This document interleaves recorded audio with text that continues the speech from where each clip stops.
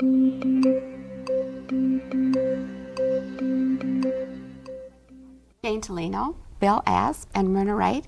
We're going to be talking a little bit today about how public libraries can provide better service for all patrons, and concentrating especially today on services for people who are visually impaired or blind. And Jane, I think we ought to start right off with you. You are a library user. You are a library advocate. You've been involved in the Governor's Conference on Library Services. You are a board member of the Library for the Blind and Physically Handicapped. You are also, I think, quite an opinionated woman. Not me. I feel like a little red hen after that, and I want to see if the sky's going to fall down like Henny Penny, too. I'm glad to be here, Gretchen, because I am a library user, and more basically, I'm a reader. I grew up in a family of storytellers, always true. I love imaginative use of words. I love words that say who you are and promote you in the world or in whatever settings you find yourself. I grew up in a family who not only told stories but about what they did, but in a family of readers. And today I'm a teacher in a school-age child care program. I work with children who are kindergarten through grade 5. I am a wife and a mom. I have teenagers. I'm a university student. I've gone back to school this year. I feel extremely brave. And so I come to you, librarians, at universities, at colleges, and all over the state of Minnesota, because you're likely to find me on your doorstep or at your desk anytime soon. I moved to Minnesota with my husband and 2 children in May of 1983 after a major upheaval in our lives. We found ourselves rooted in Golden Valley, and I said to my children, I don't care if we find baseball teams for you, we've got to find the library. And lucky us, it turned up right across the major Golden Valley street from us. So we go trooping over there with all our odds and ends of self and needs and new places and new issues and new people to find out about. And we met a librarian who made a significant difference in our lives. She took one look at me and said, "You're hot." And she took one look at my children and said, "They're bothered. Would you all like a drink of water?" The first things out of her mouth were to demonstrate care to us and interest in us. We have become friends of that librarian and friends of her as a librarian wherever she moves within the Minnesota Library staffing and structuring. Libraries make a difference. She made a difference in my life when I brought my kids in and said, I don't know how to make them feel at home here. Let's do something about this. And we've been doing something about it ever since. Now, this librarian made a difference because she showed some concern to you. Have you had experiences where librarians perhaps have been a little patronizing because they think that you can't possibly use a library by yourself? That is true, and I'm glad you brought us to that. For me, the word patronizing begins when I walk in the door of your libraries. And I need time to assess each library to find out if I've walked into the stacks or near the bathrooms or near a desk or into a crowd or into an empty library. I give myself time to assimilate all the information I can with all my faculties, all the senses I have available to me. And so I often stand still when I first walk in just to gather information. Patronizing is when a librarian from 30 feet away or 50 feet away goes, "Oh, can I help you, dear?" And I'm And you know that they don't do that for other people who are using the library. They certainly don't do that for other people. In fact, they usually stay extremely busy until you get to the desk. I would like it if people begin remembering that I got to the library one way or another, and however I got there doesn't matter. I got there. Give me a chance to let you know what I need before you assume that I need something.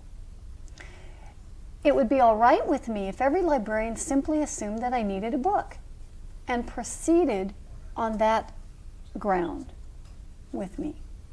Okay. For example, and I'm going to, will you hold that? Sure. Gretchen, I'm going to give you this. This is what we call in the trade an occluder, but really what it is a sleep shade. It just blocks out the light. You want me to put this on right now? Please. Yes, please. And my guide dog is with me today. It's Baxter the Bigfoot. And I'm just going to have him rest where he is. He is a working dog. And I can say more about that later, but for now I'm just going to have him rest. Well, Baxter, rest. Stay. Okay, I'm going to get up and I'm going to walk over to Gretchen for a minute and drag my tail. Okay, I'm going to hand Gretchen what is called a folding cane. And if you see people coming into your libraries with any mobility aid, you can know that that's part of how they got here. So you can breathe a sigh of relief that gives you the choice of offering them sighted guide assistant or not. Okay? And however you choose to do that, use your words, take risks, goof up. So if we say the wrong thing, it's not the politically correct word, but we are trying to do the right thing, you will correct us automatically, that sort of thing? Some people may correct you automatically. I probably would choose to understand that you're making your best effort, and I may wait 30 seconds to give you some chance to do that. But Gretchen has put on the occluder, and Gretchen, would you take my elbow and just stand up? Okay. Now, if Gretchen walked into your library with a white cane that identifies her as a visually impaired or legally blind person, she's going to need to find out where people are. Okay? She's also going to need to get information. Okay? Now, she's at the door and she's assimilating whatever it is she needs to do. Okay? So what's the first thing that you want to do, Gretchen, as a patron in a library? Well, I'd probably want to find where the information desk was or where the library catalog was. All right. So she's going to assume I'm going to assume I'm now the librarian. We just changed jobs, see. She's going to write that on her resume, you bet. All right, so I'm sitting at my desk, and if I'm sitting at a desk, I'm lower than she is, okay? And Gretchen, if you walk left about 3 steps, you're going to be toward me, closer to me. Okay. As she approaches the desk, I simply reached out because it was an easy, natural move for me to make. I just simply let her know I was there. I also would say, "How may I assist you?" So you're giving the patron a touch sign as well as a verbal sign. You can do that, but you don't have to. Remember that it's important for you to be comfortable with yourself. Because if you're comfortable with yourself, you're going to be a great deal more comfortable, confident, and competent with a patron. So if it's comfortable, you can just let her know that, and then just say, "How may I assist you?" Okay, and then she'll let you know. Okay, you can. Which hopefully is what a librarian would do for any person that came up to the desk. Exactly. And if you step back, and then you're back where you were, and I would like you to keep the occluder on, and I'll take the folding cane from you and fold it back up. Okay. I want you to know, as librarians, that you, more than maybe any other group of people, may have an essential part to play in assisting particularly library patrons that you've known a long time. And as they age, their vision changes. The statistics are dramatic about vision changing beyond 50. The percentage of vision loss is so dramatic that people are not able to read newsprint. And what have people been reading all their lives? The comics, okay, the book reviews, the society pages, the obituaries, whatever, the sports page, sorry, I forgot. That's what people want to be able to read, and that's usually the first kind of print that is inaccessible as vision changes. Okay, I'm going to go back to my I think spot. even we people who work in libraries, as we age, notice this. One of the things that's interesting, Jane, when you are talking about people who are blind or visually impaired using libraries, I think many times library staff assume that people with those special needs would be contacting Myrna, for instance, at the library for the blind and physically handicapped in Faribault. And Myrna could talk about how your services interface with those services of the average public library building that's around the state where patrons like Jane would be walking in through those doors. First, I just want to say what our library is, in case someone really isn't that aware of it.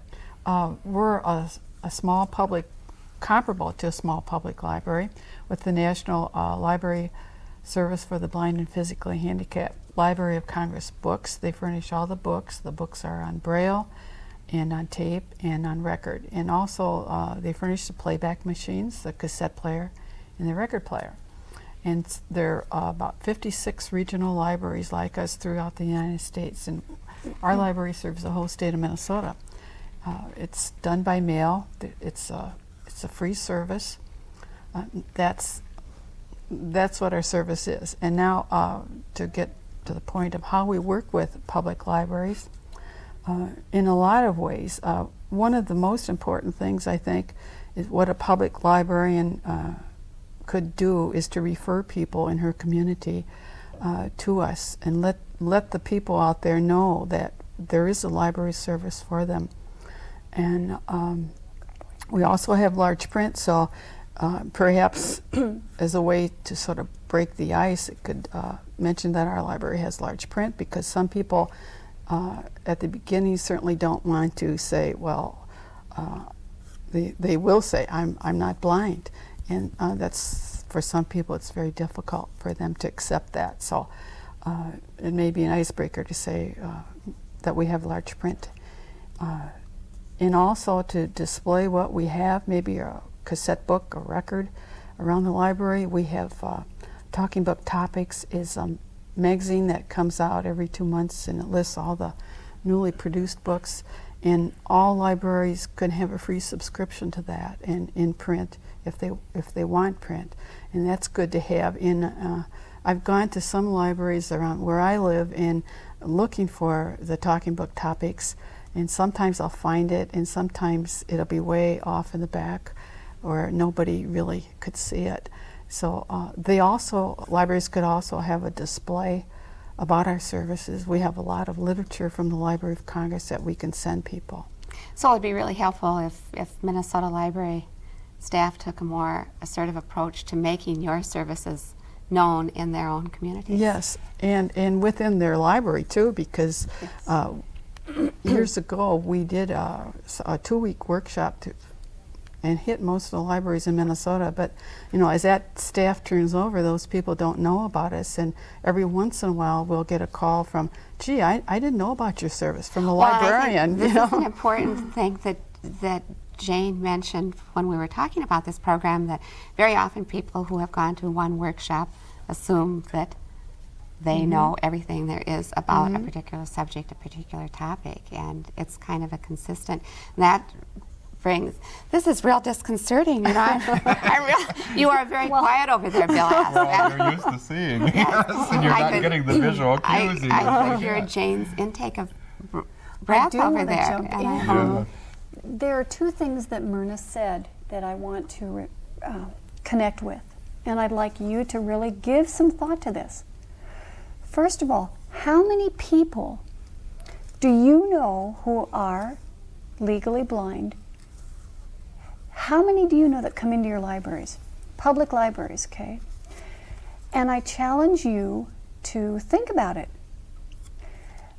The misconception that many people have is that if you are visually impaired or legally blind, it's all black out there. And that is inaccurate. Most visually impaired or even legally blind people have some working vision. The challenge for you is to have some things on hand that may assist you to assist your patrons, such as try to have a natural light setting somewhere in your library so that it's an alternative to ceiling, incandescent, or fluorescent lighting. A patron needs to have that natural light coming in over their shoulders or from the back of them so that they can have the book in front of them as close as they want or as necessary. Keep in a desk drawer some construction paper, black. Occasionally placing black paper behind the page of a book will accentuate the print and make it more accessible to the person trying to read it. Another thing that helps are gels is the word that comes to my mind. The plastic thin sheets, and yellow is the color that many people I know have said assists them. If you place that over the print, it helps to clarify the print and clean up the paper tones or whatever. Now, I don't use those things because they're not helpful to me. The most important thing of all is to treat visual change. And let's not talk loss here. The person will have to deal with that whole process, and you may be involved in that as librarians. You can assist them in dealing with visual change. Do you know, all you university librarians and public librarians, that you are eligible to certify people to use the library that Myrna manages or directs with the help of tremendous other staff? So keep that in mind. If you see a patron coming in who's really struggling, it's out here or it's up her nose, his nose, their noses, take that into consideration, and as matter-of-factly as you're able, try some things out. Say, I noticed that that's a problem today. Keep it in the here and now, today, because tomorrow, given vision change being what it is, it could be another whole issue. But today I noticed that's you're having difficulty there. Let's try this. Let's see what works here. I think one of the things, too, that Bill probably will want to talk about is a little bit about the library's response to the Americans with Disabilities Act. Library staffs are taking a look at how easy are our catalogs to use? Is the print large enough? What kind of signage do we have in the libraries? Do people whose vision is changing have trouble seeing where the fiction is, seeing where the large print books are? Bill, do you want to give a little bit of background about what your office is doing? Libraries have always tried to reach out to groups that they thought might benefit from having the services delivered in a little bit different way.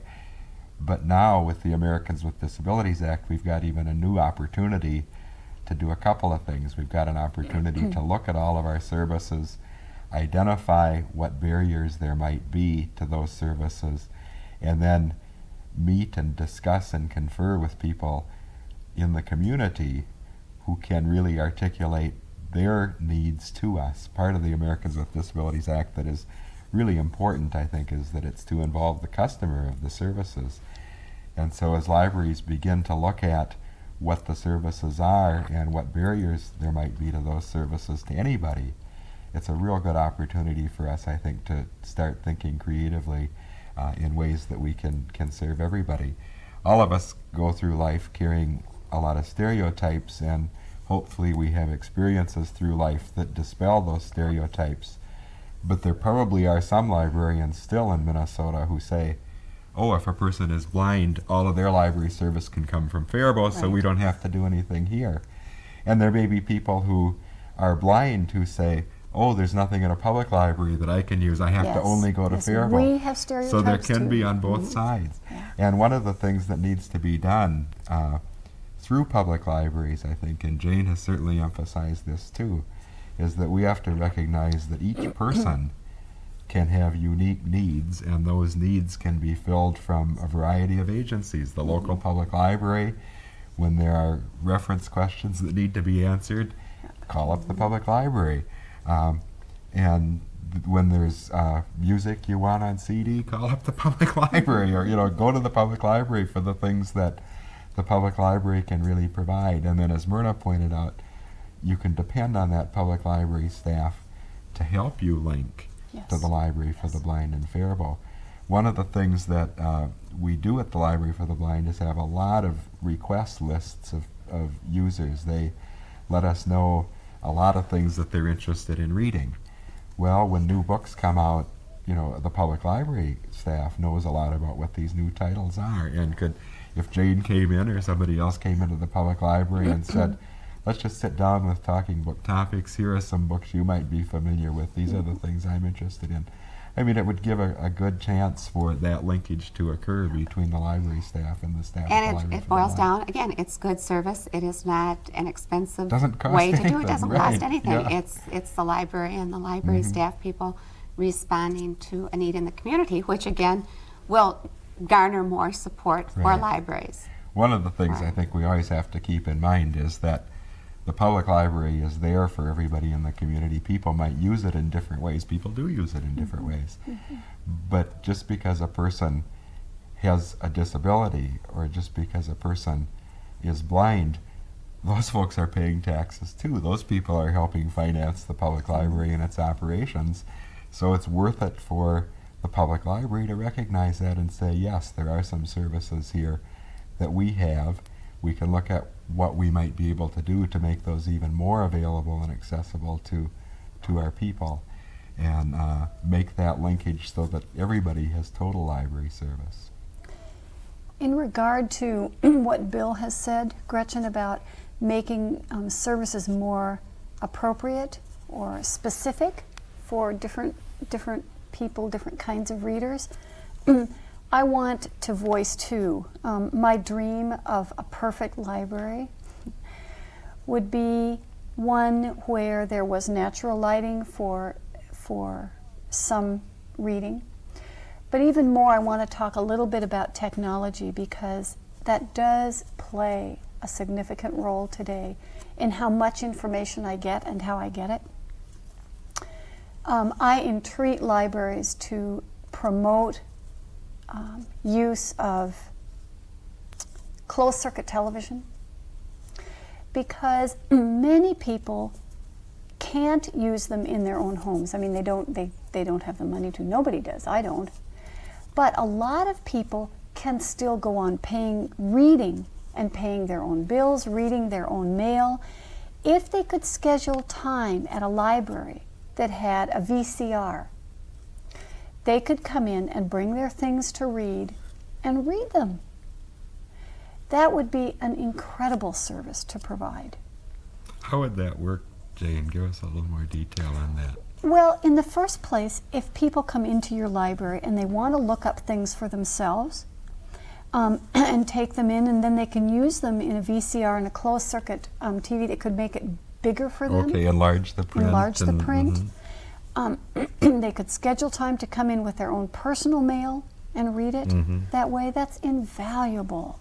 2 minutes. And what a community service for libraries to provide. In terms of technology, the other thing that I would like to have happen, and I don't care if this sounds self-serving, it may be, I want scanners. I don't want Kurzweils. They're the granddaddies of them all, and therefore they have a tradition of being extremely expensive. There are other equally good and, in my opinion, better scanners out there now, so that if I want a book at the library or to read a magazine article, I could come in and do that. We wouldn't have to have scanners at all libraries, but at least at the what I think of as the bigger libraries. For me, those would be the Dales, Ridgedale, Southdale.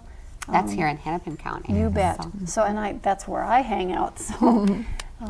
So those are the technology things that would mean a great deal to people who are visually impaired. And remember that most people who are have some working vision, as well as to those of us who make use of automation, or sound rather, as our chief way of reading. Or, Braille is another issue too. But one of the things that's on the horizon is the ease of taking digital information that's stored on a computer and outputting that into Braille or synthetic speech. And the advisory committee for the Library for the Blind has done some dreaming about what we want to see in the future. And whole encyclopedias come out now on compact disc, and poetry indexes and all kinds of materials that are already in digital form. And without spending a whole lot of money, it's possible to have those searchable and then outputting Braille, so that the reader can get the same kind of information off of those in a lot easier, more efficient way than was possible. I know Jane is struggling, as I am too, with learning WordPerfect, and there are a lot of people who are becoming more and more familiar with computers, and of course as libraries become more computerized and their catalogs are computer catalogs instead of catalogs in print. It seems like that's a whole new way now, that through having synthetic speech devices on a terminal in a library, that we would open that whole library catalog and to everybody. Speaking of literacy, understanding automated speech is a challenge too. So as librarians, you may be called upon to help someone interpret what they hear. What the machine is reading to them. It's quite amusing at times. It's something certainly that the State Library Agency, Library Development and Services, will be taking a leadership role in, and I'm sure, Myrna, you're going to continue, and Jane, with people like you who use libraries and who know what your needs are, the library staffs will be responding. All right, Gretchen, you lucky lady can take off your occluder or sleep shade. Now watch, everybody. The first thing she's going to do, I bet, is do something visual. Check her face or reconnect with the world out there. Gretchen, what were your perceptions? How did you feel as a librarian who is used to doing everything visually and didn't get to for half an hour? It was terribly disconcerting because in conversation or in doing video programming, I'm used to taking all of my cues by looking at people's faces, reading nonverbal, reading their expressions. It was a terrible problem trying to see the time cues, and it was very helpful when Myrna whispered 2 minutes. So everyone could hear. So everyone could hear, which again, was awkward in terms of the video production, but how else do people get their cues? However, the challenge for you is that Myrna didn't ask her if she wanted audible information about when her time was up, so both of them were anxious as could be about that, is my guess. Is that accurate? Very. I didn't know Yeah. what the time was. So I challenge you to just ask people, what do you need? Go for it. Go for it. Even if it interrupts the flow of what we might consider as the appropriate way of Yes, because it doing will things. It will differently establish the flow forever in the future if you get that straight. Well, what it also makes me think a little bit about is library staff. We go into the same building every day, and it's all very common and ordinary, but again, just a simple thing like putting on these little, what do you call them? Sleep shades or occluders. Occluders. Yeah. And standing in the middle of the library, listening to the noise from the children's area, listening to what's going on at the returns desk where people are checking materials out. Wonderful opportunities for all librarians throughout Minnesota to take a real proactive look at what we're doing now and think of ways that we can help the people who are paying taxes in our communities who may not be getting the kind of library service they need. Yes. Thank you all very much for being here today. Thank you. A